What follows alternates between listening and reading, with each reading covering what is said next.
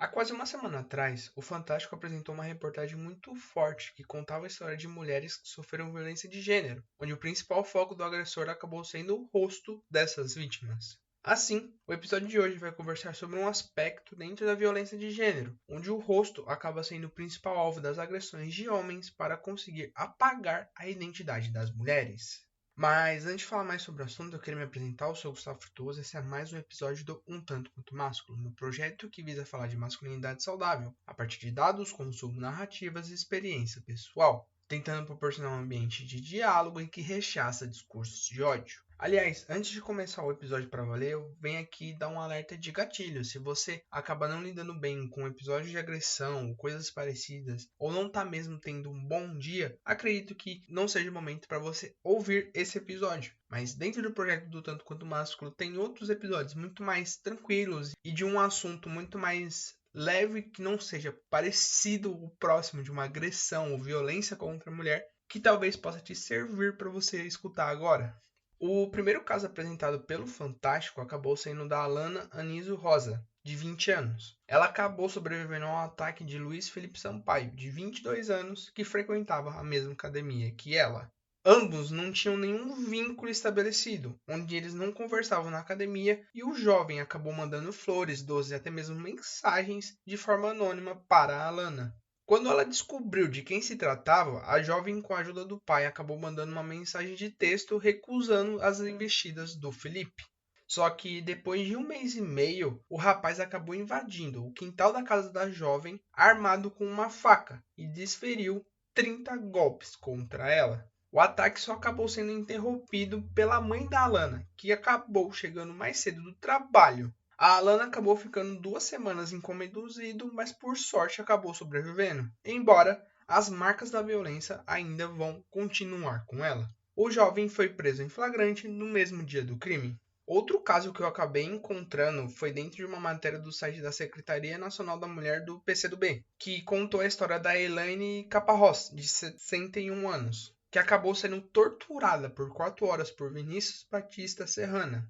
Ambos ficaram conversando por 8 meses pelas redes sociais, com Elaine sempre deixando claro que sua intenção era manter uma amizade com Vinícius. Um dia, ela concordou em recebê-lo na sua casa. Então, da meia-noite às 4 da manhã do dia 17 de fevereiro de 2019, Elaine foi vítima de espancamento, estupro, agressão física e agressão psicológica.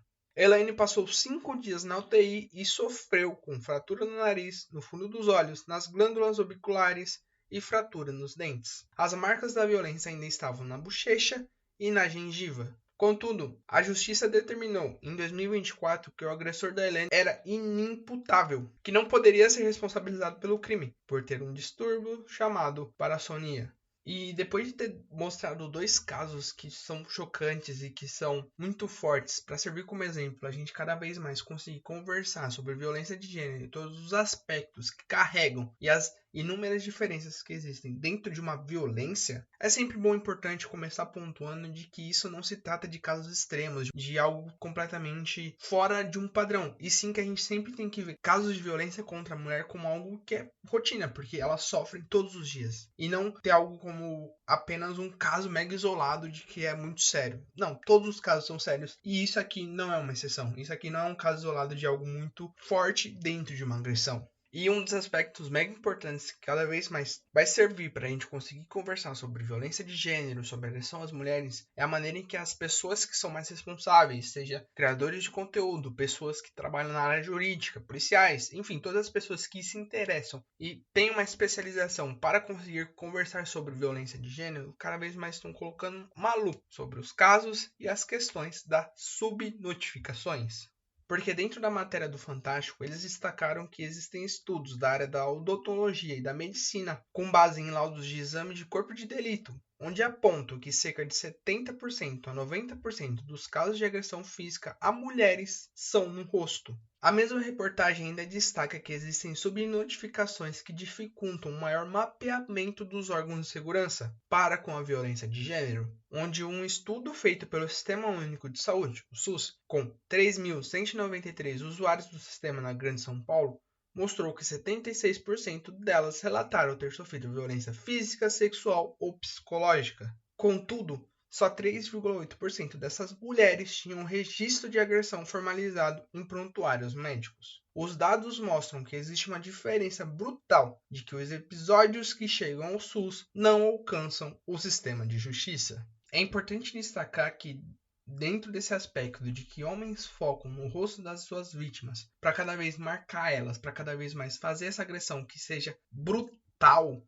já existe um termo que está sendo disseminado para identificar isso, que se chama overkill, que significa mais do que matar. O homem, o agressor, que quer que a vítima tenha para sempre a lembrança do seu ato, utilizando da força mais intensa e desproporcional dentro da agressão. E eu consigo definir ainda mais a questão do overkill através de uma aspas que eu peguei da entrevista da perita criminal e diretora da divisão de perícias externas do Instituto de Criminalística, Beatriz Figueiredo, ao Correio Brasiliense, onde ela falou o seguinte, abre aspas, uma das características que inclusive faz com que possamos definir que determinado crime foi feminicídio é o ódio. O ódio, aparece de diversas formas. Uma é o que a gente chama de overkill, que é o excesso de agressividade por parte do agressor para matar essa mulher. Fecha aspas. E acho que agora, pegando para fazer uma análise sobre o aspecto da masculinidade que leva esses homens a agredir mulheres, que leva esses homens a cometerem o overkill, eu vejo que é muito num ponto da nossa construção enquanto sociedade perante a masculinidade de sempre fomentar a ideia de que homens são donos das mulheres. A partir do momento em que esse cara não se vê mais como dono, com ela terminando o relacionamento ou com ela não querendo ele se sente no direito de marcar, de cometer algo extremamente brutal, como a questão da agressão dentro do rosto, para cada vez mais o rosto dessa mulher mudar, para que, a partir do momento em que ele não tem ela, nenhuma outra pessoa vai ter o desejo de querer ela também. E outro ponto que leva a essa minha análise perante a masculinidade, a partir desse momento de que esse cara acha que ele é dono daquela mulher e já que ele não tem ela, ninguém mais vai querer desejar ela, ele entra num ponto também de ressentimento e de frustração desse homem. Por meio da sua masculinidade, acaba sendo fomentado ele a criar mecanismos para fugir da frustração e do ressentimento. A grande questão é que a fórmula que foi construída dentro da nossa masculinidade perante essa sociedade, uma masculinidade violenta, é que a partir do momento em que o homem é ressentido, a partir do momento em que o homem é frustrado, ele não lida sozinho com essa situação. Ele acaba matando uma mulher. Porque é muito mais factível para esse homem que cresceu dentro dessa masculinidade violenta culpar a mulher do que se entender. Assim, a mulher sempre acaba sendo a culpada de tudo e ele acaba penalizando ela. E eu volto a reiterar, esses casos que eu acabei falando de tortura de 4 horas, de 30 facadas, são casos cruéis, mas que nós não podemos tratar como casos extremos, porque existem outros que eu acabei não trazendo dentro do episódio para não se alongar e não criar um ambiente muito pesado, porque existem outros casos que são só completamente difíceis de você ler, de você ouvir a pessoa contando, mas além disso que nós não precisamos tratar como extremos, nós precisamos tratar como algo factível dentro da nossa sociedade de que fomenta a chacina feminina. Como esses homens se sentem no direito de tirar algo tão humano que é se olhar e se enxergar. Aliás, eu vou acabar trazendo um caso que vai conseguir destacar muito esse ponto de que a pessoa não consegue mais se olhar no espelho, se enxergar enquanto ela mesma. E um dos relatos que acaba transparecendo isso também apareceu na reportagem do Fantástico, que é o da Samira Couri, de 27 anos, que foi agredida pelo então namorado Pedro Camilo Garcia Castro, de 24 anos. Ambos estavam em uma viagem para São Paulo, e o caso acabou acontecendo depois de uma discussão em uma casa noturna, onde a Samira acabou voltando sozinha para o apartamento alugado pelo ex-casal. Pedro voltou 30 minutos depois e desferiu vários socos na Samira. Mesmo com ela perdendo a consciência, Pedro não parou e chegou até mesmo a quebrar a sua mão. E aí, dentro da reportagem do Fantástico, a Samira acabou falando sobre esse sentimento de ter que passar por esse momento sensível que é o pós-agressão. Abre aspas. Esse processo, eu queria falar que ele fica mais fácil, mas ele não fica, porque cada dia é mais difícil. Porque a gente dorme com a esperança de que no dia seguinte a gente vai acordar e não vai mais ter o que tem. Só que todo dia é a mesma coisa. Então todo dia eu olho no espelho, eu sorrio e falo assim, essa não sou eu, porque está muito torto. Não está normal. Fecha aspas.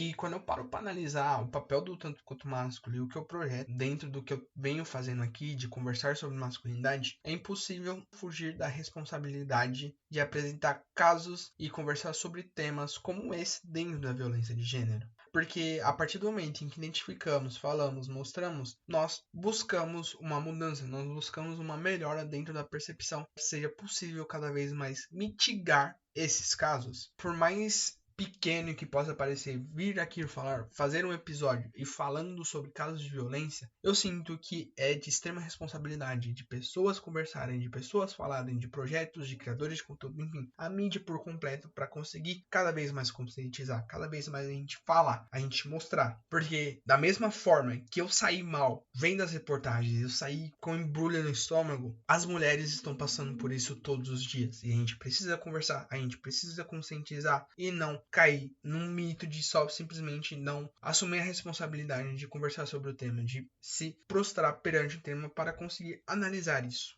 Porque eu acho que é um aspecto muito fácil de homens que não querem se inteirar nesse fato, nesses casos de agressão de gênero, de agressão à mulher, pelo simples fato de, tipo, cara, mas eu não agrido ninguém e tal, mas tá, velho, você faz parte da sociedade, você precisa se inteirar sobre esses casos para cada vez mais conscientizar outras pessoas, para cada vez mais ir contra, denunciar, ter uma lupa maior sobre os seus amigos, sobre os seus relacionamentos e coisas parecidas para cada vez mais mitigar esses casos, para que cada vez menos a gente perca mulheres dentro dessa violência. E um aspecto de conversar sobre masculinidade faz parte disso. Sobre como temos cada vez mais que conversar sobre a nossa construção da nossa sociedade enquanto a masculinidade. Nós precisamos, enquanto homens, precisamos entender que podemos e nós conseguimos fugir da frustração e do ressentimento, até mesmo lidando melhor que ele, de maneira interna, para que isso não vire uma morte feminina. Porque o ressentimento, a frustração acabam sendo aspectos normais dentro da nossa sociedade, dentro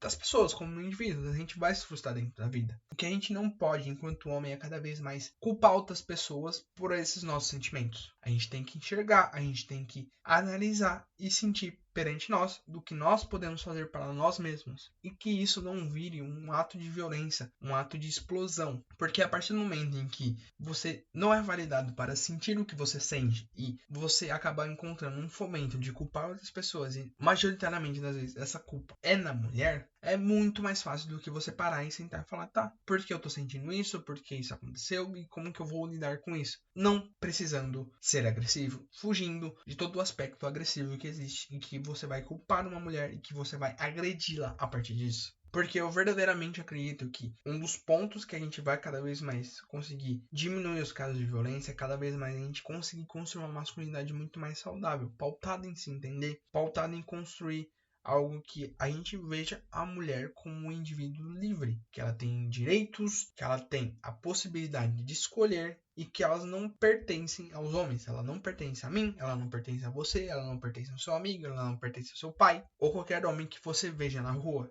em que nós não podemos decidir por elas também. Nós não podemos fazer nada num ponto de que nós controlamos a vida feminina. Não, nós controlamos a nossa própria vida e nós respeitamos, nós buscamos dar o espaço para que mulheres brilhem, para que mulheres vivam.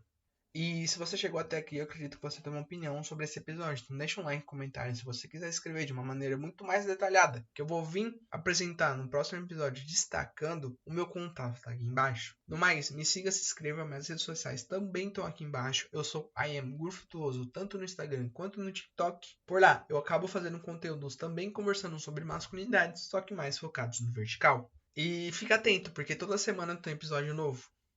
Valeu!